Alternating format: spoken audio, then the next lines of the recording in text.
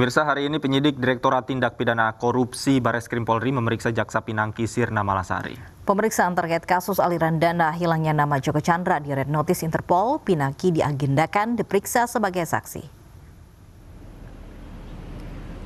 Pemeriksaan Jaksa Pinangki digelar di Gedung Jampitsus Kejaksaan Agung. Dalam pemeriksaan perdananya kali ini, penyidik akan fokuskan pada waktu dan tempat pemberian suap, serta penggunaan uang suap. Sebelumnya, Pinangki diketahui menerima suap sebesar $500.000 Amerika Serikat atau setara dengan 7 miliar rupiah terkait pengaturan peninjauan kembali dan penerbitan fatwa Mahkamah Agung.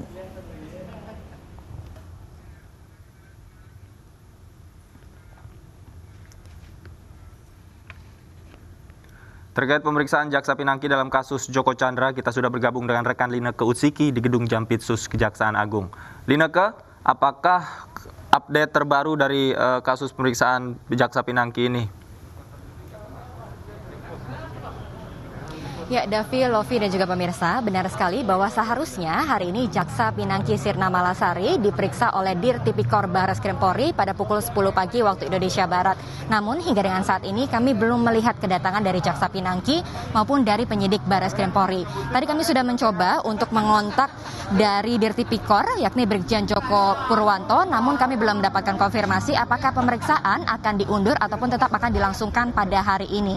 Rencananya Pinangki akan diperiksa sebagai saksi terkait dengan kasus suap yang menjeratnya ataupun terkait dengan kasus suap yang dilakukan oleh Joko Chandra atas hilangnya nama Joko Chandra di Red Notice Interpol. Kalau misalnya kita lihat kenapa pemeriksaan dari Bareskrim Polri ini dilakukan di Jampitsus Kejaksaan Agung, karena memang untuk kasus dari Red Notice yang melibatkan Jaksa Pinangki ini lintas instansi, ini melibatkan dua instansi, tidak hanya dari Polri saja tetapi juga dari Kejaksaan Agung, tentunya untuk memudahkan penyidikan. Kalau kita lihat dalam sepekan terakhir, Bareskrim Polri juga sudah memeriksa 4 tersangka, yakni Joko Chandra, Brigjen Pol Napoleon Bonaparte, Brigjen Pol Prasetyo Utomo, maksud kami Brigjen Pol Napoleon Bonaparte, dan juga Tommy Sumardi, di mana keempatnya ini sudah mengaku memberi suap dan juga menerima suap, yakni pemberi suap adalah Joko Chandra yang kemudian memberikan suap kepada wakilnya yakni Tommy Sumardi untuk melakukan lobby-lobby kepada 2 jenderal polisi agar dapat memuluskan langkahnya keluar masuk Indonesia, padahal statusnya kala itu masih berstatus sebagai buron. Selain dari kepolisian, Kejaksaan Agung tentunya juga melakukan penyidikan tersendiri terkait dengan kasus penerimaan janji ataupun hadiah pejabat penyelenggara negara, yang mana dalam penyidikan dari Kejagung ini disebutkan ataupun diakui oleh Jaksa Pinangki bahwa dirinya ini menerima uang suap sebesar $500.000 Amerika Serikat ataupun sekitar 7 miliar rupiah. Kalau kita lihat berdasarkan hasil penyidikan pemeriksaan saksi-saksi di Kejagung, ini disebutkan bahwa dari uang 7 miliar tersebut ini juga digunakan oleh Pinangki untuk membeli sebuah mobil mewah BMW, yang mana tentunya penggunaan uang-uang suap ini masih akan diselidiki lebih dalam oleh para penyidik. Tidak hanya itu saja, terkait dengan suap yang dilakukan terkait dengan penerimaan suap maupun pemberian suap oleh Joko Chandra, Brigjen Pol Prasetyo Utomo, Irjen Pol Napoleon Bonaparte, dan juga oleh Tommy Sumardi, ini dari hasil gelar perkara diamankan barang bukti sebesar $20.000 Amerika Serikat. Tentunya kita akan sama-sama melihat bagaimana pengembangan kasus dari hasil dari penerimaan uang suap ini, dan rencananya siang ini Kejaksaan Agung juga akan memberikan update terbaru terkait dengan pengembangan penyidikan yang dilakukannya dengan tersangka Jaksa Pinangki Sirna Malasari terkait dengan kasus dugaan tindak pidana korupsi, dan bahkan disebutkan hari ini juga akan diungkapkan penetapan tersangka terbaru yang sama-sama nanti kita akan lihat siapakah yang akan menjadi tersangka baru ini, apakah menjerat pejabat baru dari Kejaksaan Agung ataupun Polri atau justru dari pihak swasta. Kembali ke Anda, Davi dan juga Lovi. Baik, terima kasih Lineke Utsiki melaporkan langsung dari Kejaksaan Agung Jakarta. Proses penyelidikan terkait kasus pelarian terpidana kasus pengalihan hak tagih Bank Bali Joko Chandra terus dilakukan. Sederet nama dari sejumlah profesi telah ditetapkan sebagai tersangka karena diduga terlibat dalam membantu pelarian Joko Chandra.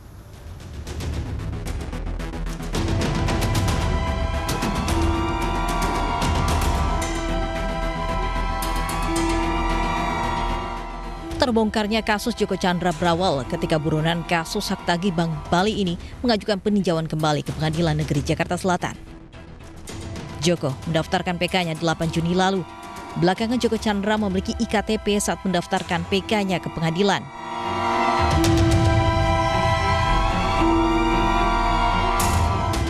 IKTP diduga dibuat pada hari yang sama saat Joko Chandra mendaftarkan pengajuan kembali. Diketahui, perekaman IKTP dilaksanakan di Kantor Dinas Kependudukan dan Catatan Sipil, Jakarta Selatan. Setelah diusut, Lurah Grogol Selatan Asep Subahan diduga berada di balik cepatnya proses pembuatan IKTP Joko Chandra. Dari sini penelusuran merembet ke sejumlah instansi.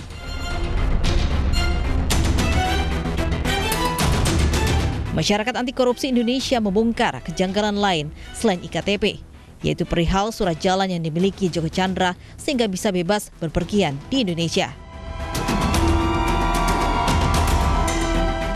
Dari sini terungkap surat jalan diterbitkan oleh Kepala Biro Koordinasi dan Pengawasan PPNS Bareskrim Polri, Brigjen Pol Prasetyo Utomo.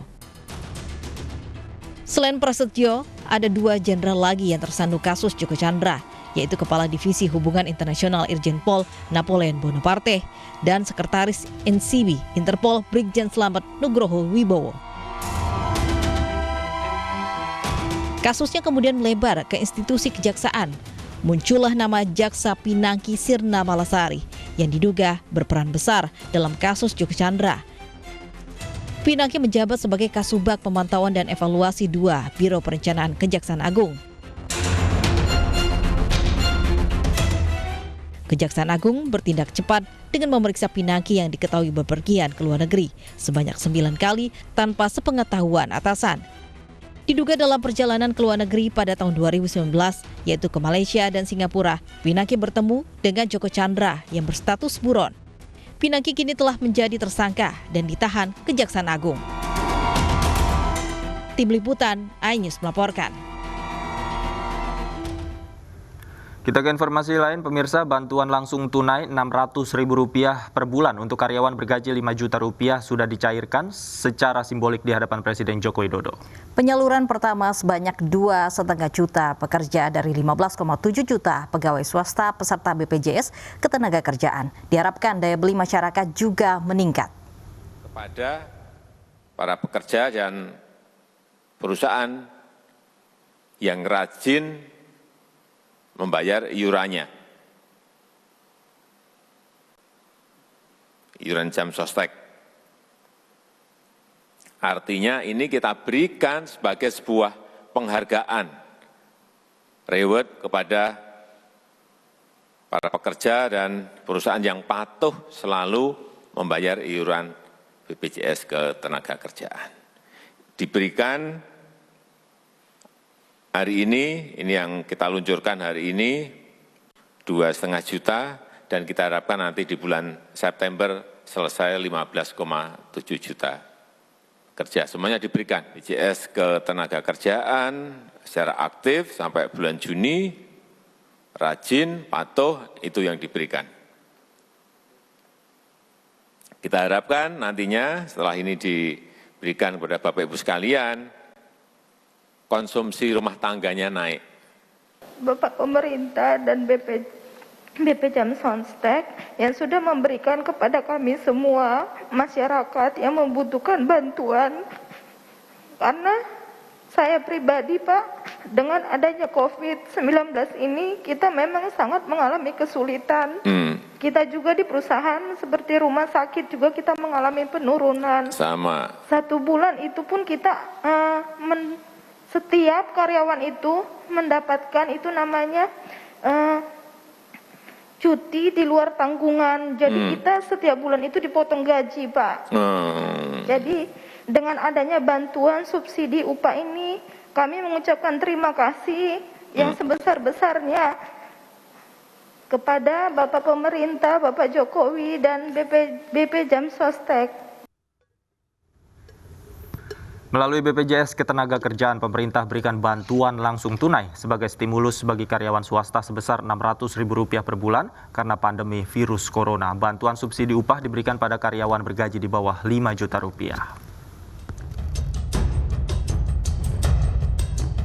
Pandemi COVID-19 telah memukul perekonomian masyarakat Indonesia. Pemerintah melalui BPJS Ketenagakerjaan memberikan bantuan langsung tunai Rp600.000 setiap bulan. Bantuan langsung tunai tersebut diberikan sebanyak 4 kali yang akan dibayar per 2 bulan sekali kepada pegawai yang terdaftar langsung di BPJS Ketenagakerjaan. Artinya 15,7 juta orang berhak memperoleh BLT dan akan menerima 1,2 juta rupiah setiap mencairkan bantuan yang berupa uang tunai dan akan ditransfer langsung ke karyawan penerima. Total dana yang dikeluarkan pemerintah dari dana APBN sebesar 37,7 triliun rupiah.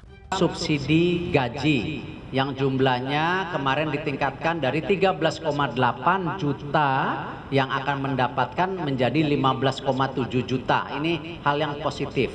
Hari ini sendiri jumlah yang sudah terdaftar hampir 7 juta lebih. Nah, tentu data-data ini dari data-data BPJS Tenaga Kerja yang disinkronisasi dengan data-data Menteri Tenaga Kerja. Pemerintah menambah persyaratan bagi penerima subsidi gaji, diantaranya penerima merupakan warga negara Indonesia, peserta buruh atau penerima upah, merupakan karyawan non-PNS dan non-BUMN, berpenghasilan di bawah 5 juta rupiah, dan terdaftar di BPJS Ketenagakerjaan dengan iuran maksimal Rp150.000. Kepesertaan sampai dengan bulan Juni 2020, tidak termaksud penerima manfaat prakerja. Bantuan gaji ini akan diberikan pada bulan September hingga Desember 2020. Tujuannya agar mendorong pertumbuhan ekonomi sehingga dapat meningkatkan daya beli masyarakat dan dapat mendongkrak ekonomi kuartal 3 dan 4 tahun 2020. Tim Liputan iNews melaporkan. Pemerintah tengah mengkaji bantuan subsidi gaji bagi guru honorer yang tergabung sebagai anggota BPJS Ketenagakerjaan. Nantinya para guru honorer akan mendapat bantuan tunai sebesar karyawan swasta.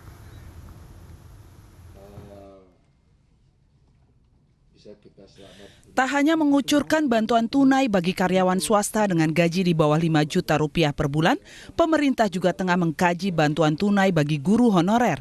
Hal ini terungkap saat rapat dengar pendapat pemerintah dengan Komisi 9 DPR RI di Gedung Rakyat Senayan. Jadi ini kan kita tanyakan aspek keadilannya. Bagaimana ini? Apakah aspek keadilannya ini sudah terpenuhi atau tidak? Atau mungkin saja nanti pemerintah punya program lain yang mungkin dikhususkan bagi pekerja yang tadi yang belum terdaftar di dalam BPJS Sostek itu. Termasuklah diantaranya tadi soal guru honorer dan tenaga-tenaga kesehatan yang kalau di kampung saya itu namanya tenaga kerja sukarela. Tanggapi Wakil Rakyat, pemerintah telah menyiapkan bantuan tunai bagi guru honorer. Besaran bantuan sama dengan bantuan untuk karyawan swasta. Itu adalah mengakomodasi sekali lagi pegawai pemerintah non-PNS.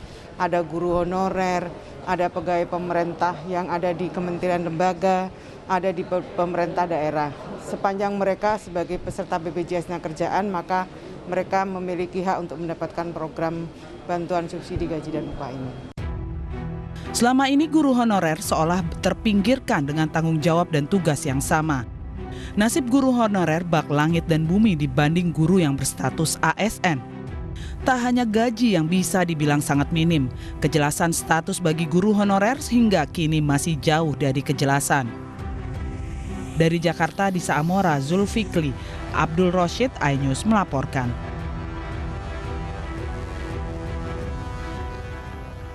Tak hanya bantuan untuk karyawan swasta dan guru honorer, pemerintah melalui Kementerian Keuangan juga mengucurkan bantuan pulsa bagi ASN. Bantuan pulsa sebesar Rp200.000 siap dikucurkan untuk membantu kinerja para ASN di tengah pandemi.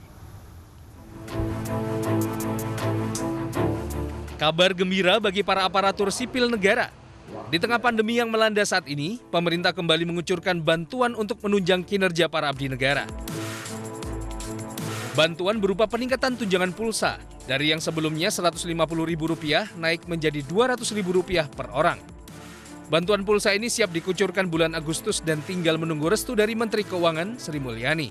Pemberian tunjangan pulsa adalah untuk mendukung tugas-tugas dari kinerja KL dalam masa pandemi COVID ini yang tidak bisa dilakukan rapat langsung.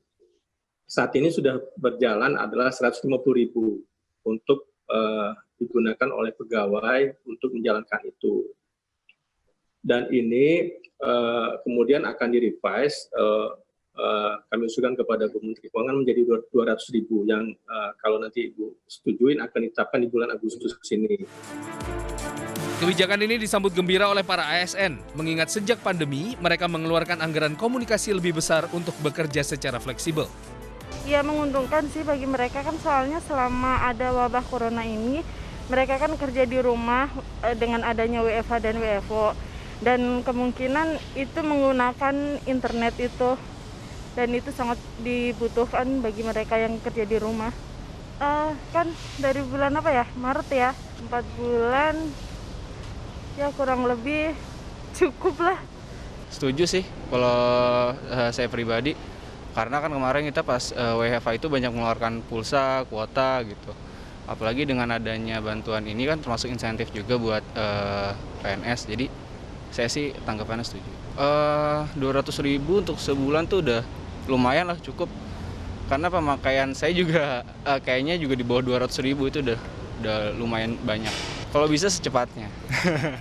Bantuan pulsa ini tidak hanya berlaku bagi ASN Kementerian Keuangan, tetapi bagi ASN di lembaga dan kementerian lainnya. Hanya saja teknis penyaluran diserahkan pada masing-masing sekjen kementerian dan lembaga untuk menunjuk ASN yang berhak menerima bantuan pulsa. Tim Liputan iNews melaporkan. Pemirsa, beberapa hari lalu telah kami informasikan seorang siswa di wilayah Sawah Besar, Jakarta rela bekerja sebagai buruh kasar agar dapat terbeli telepon seluler untuk sekolah online. Ya, akhirnya Muhammad Faisal, buah dari kerja kerasnya, mendapatkan hadiah gawai agar bisa memperlancar proses belajarnya.